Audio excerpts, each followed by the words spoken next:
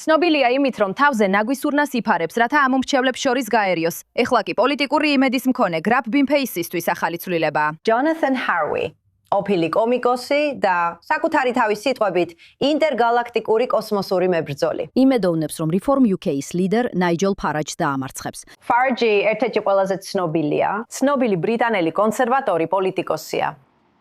და ეხლა შემოგვიერთდა. ლონდონიდან Zoom-ით შემოგვიერთდა ჟურნალისტი და წამყვანი ბენჯამინ ბატერვორთი. გამარჯობა და მადლობა რომ აქ ხართ. საღამომშვიდობისა. ერთი რამ რაც ამაშია ისაა, რომ ეს მათ იცავს წვიმისგან, რომელიც დიდ ბრიტანეთში ხშირად მოდის. მაგრამ ანუ ეს არის ალბათ ეს პირველი შემთხვევა, როცა ვხედავთ, რომ უცნაური ბრიტანელები ცდილობენ საინტერესო გზებით გააგონონ თავიანთი ხმა. მას გრაფ ბინფეისი ხუმრობაა თუ სერიოზულ პოლიტიკურ საფრთხედ იქცევა. ხანდახან მეც მიგვირს, არ ვიცი, სხვა ქვეყნებში არსებობს თუ არა ასეთი ტრადიცია, მაგრამ ამ ქვეყანაში, ბრიტანეთში, ძალიან მარტივი არჩევნებში კენჭი იყარო. ეს დაახლოებით 500 ფუნტი ღირს, რაც დეპოზიტია, რომელიც უნდა გადაიხადო, რომ შენი სახელი ბიულეტენზე მოხვდეს. ამიტომაც გვაქვს უცნაური პერსონაჟების გრძელი ტრადიცია.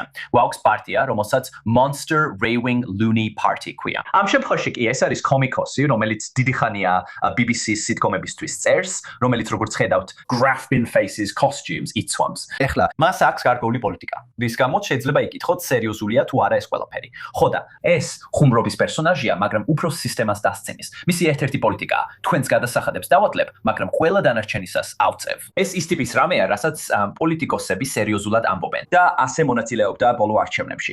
ის Andy Bonham's წინააღმდეგ იხლიდა კენჭს, ლეიბორის პოლიტიკოს, რომელიც ორშაბათიდან ერთ კვირაში ბრიტანეთის პრემიერ-მინისტრი გახდება. და ეს ხშირად ბრიტანული პოლიტიკის გართობის, თეატრალობისა და ექსცენტრიულობის ნაწილია. მაგრამ რა მოხდა ამ შუალედურ არჩევნებში Nigel Farage's წინააღმდეგ, რომელიც პარტია Reform UK-ის ლიდერია, ანუ კონსერვატორებზე მარჯვნივ დგას, ისაა რომ საბოლოოდ ამ არჩევნებში ფაქტობრივად ძალიან სერიოზული პოლიტიკოსი გვყავს. კაცი, რომელიც შეიძლება 3 წლის შემდეგ პრემიერ-მინისტრი გახდეს, კომედიურ პერსონაჟს Graf Binface უპირისპირდება.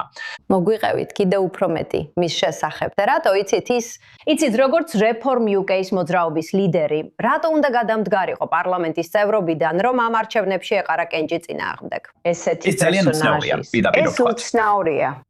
მოკლედ, რაც მოხდა ისაა, რომ Nigel Farage, ბრიტანელმა კრიპტომილიარდერმა, რომელიც თაილანდში ცხოვრობს, აჩუქა 5 მილიონი ფუნტი იმ 12 თვის განმავლობაში, სანამ ის გაერთიანებული სამეფოს პარლამენტში აირჩევდნენ. მან ეს საჩუქარი არ დაადეკლარირა და აღმოჩნდა, რომ იმ ადამიანმა, ვინც ეს აჩუქა, ასევე შესწირა თანხა პოლიტიკურ პარტიას. ასევე გაირკვა, რომ იყო მთელი რიგი სხვა ფინანსური საჩუქრებიც, ან თანამშრომლებისთვის ხელფასის გადახდა, სოციალური მედიის რესურსისთვის გადახდა, უსაფრთხოების ხარჯების დაფარვა, რომელიც სხვა დონორებისგან მოდიოდა. პირდაპირ Nigel Farage-ისთვის, რაც მან პარლამენტში არ დაადეკლარირა. ეხლა ნებისმიერი პოლიტიკური კავშირით მიღებული შემოწირულობა, რომელიც აღემატება მგონი დაახლოებით 300 ფუნტს. უნდა აცნობო შესაბამის ორგანოებს, რომ იცოდეთ, პოლიტიკოსები ვერ იხიდებიან და ვერ ფინანსდებიან ისე, რომ ფარული ბოროტი მოტივები ჰქონდეთ, რაზეც ამ უმრჩეველმა არ იცის. ეხლა, გაერთიანებული სამეფოს პარლამენტის სტანდარტების ორგანომ დაიწყო გამოძიება იმის დასადგენად, დაარღვია თუ არა მან წესები. და ამ ორგანიზაციას აქვს ძალა დანიშნოს შუალედური არჩევნები, თუ მან საკმარისად დაარღვია წესები. ასე რომ Nigel Farage-მა გადაწყვიტა, რომ იმის ნაცვლად, რომ მისთვის სასჯელი მისცეს იმ ორგანომ, რომელიც ამოწმებს დაარღვია თუ არა მან წესები, ამის ნაცვლად ის პირდაპირ ბრიტანელ საზოგადოებას მიმართა და თავად გამოაცხადა შუალედური არჩევნები. პრობლემა ისაა, რომ როცა მან გაუქმა, როცა მან ფაქტობრივად თვითონვე გამოიწვია შუალედური არჩევნები, რომ შუალედურ არჩევნებში მონაწილეობა მიეღო და ეთქვა, მოდი ამ მომრჩეველმა გადაწყვიტოს და არა ხელისუფლება. ხო, დანარჩენმა პარტიამ თქვა, შენ წინააღმდეგ არ დავდგები. ეს ფარსია. წესები შენზეც უნდა გავრცელდეს, როგორც ყველა დანარჩენზე. და ბოლოს გამოვიდა, რომ ის კომიკურ ურნას დაუპირისპირდა. კარგი, ამაზე კი დიდი მადლობა ბენჯამინ ბატერვორთ, ძალიან ვაფასებ. ეს სახალისო იყო. კარგი, როგორც ეხლა ხან ვილაპარაკეთ ბრიტანულ კულტურაზე, რომელიც ცნობილია თავისი უცნაურობით. და Graf Binface, ის არ არის ერთადერთი, ვინც ბრიტანულ პოლიტიკაში ყურადღების ცენტრშია. კიდევ რამდენიმე ფავორიტი არსებობს. ეხლა ჩვენთან ერთად არის გართობისა და სამეფო ოჯახის ჟურნალისტი ჯოშ რომი, რომელიც გაგვიზიარებს თავის აზრს უცნაურობაზე. გამარჯობა და მადლობა რომ აქ ხარ ჯოში. დიდი მადლობა მოწვევისთვის, რა საინტერესო თემაა. გულისხმობ ეს რაღაცნაირად ვარსკვლავური ომების და Monty Python-ის ნაზავს გავს. და ვხედავ ამას მონიტორზე.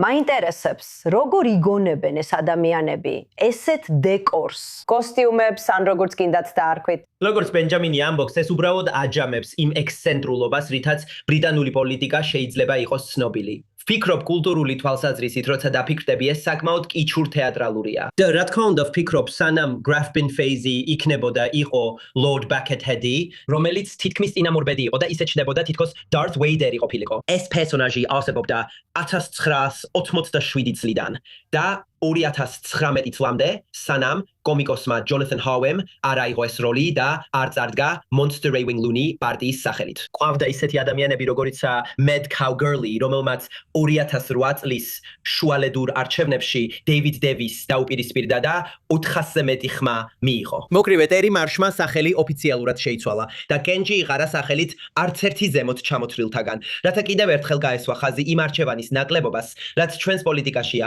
რომ ბრიტანელ ხალხს მისცეს რაღაც, რისთვისაც შეიძლება ხმის მიცემა. არც ერთი ზემოთ ჩამოთვლილთაგან. ეს ასევე პაროდირებულია კულტურულ ინსტიტუტებშიც.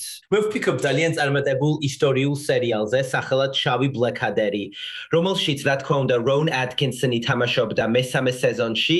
მათ გარკვეულწილად გააპაროდიულეს ბრიტანული პოლიტიკა Baldrick-ის პერსონაჟით, რომელიც ესე ვთქვათ Sword of Parties კანდიდატად გამოდიოდა. ეს ისეთი ექსცენტრიული რამაა, რომ მხოლოდ ბრიტანულ პოლიტიკურ სისტემაში შეიძლება მოხდეს. კარგი, ეხლა ამას ყველაფერს ვხედავთ და შემდეგ გადადიხართ სამეფო ოჯახზე. ანუ ბევრი ადამიანი კითხვის ნიშნის ქვეშ აყენებს პრინცი ჰარის. ვიცი ეს დიდი ამბავია, მაგრამ საბოლოოდ ბუკინგემის სასახლეში არაფერი მოხდა. მეგანი და ბავშვები მოვიდნენ.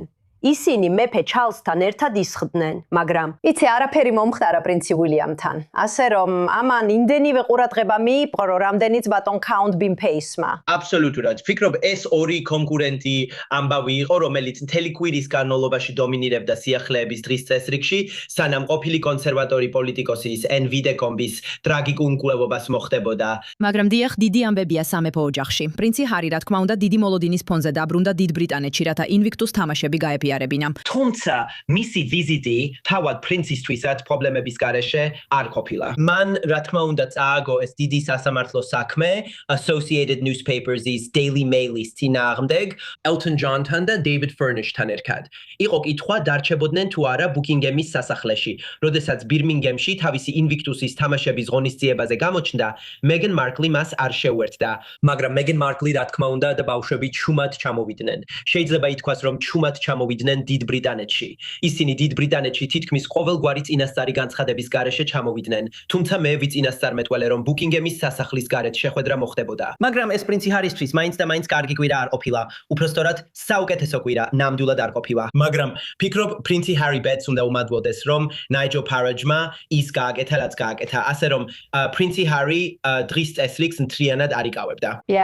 კარგი, დიდი მადლობა ჯოშ რომი, როგორც ყოველთვის. დიდი მადლობა რომ მიმიწვიეთ.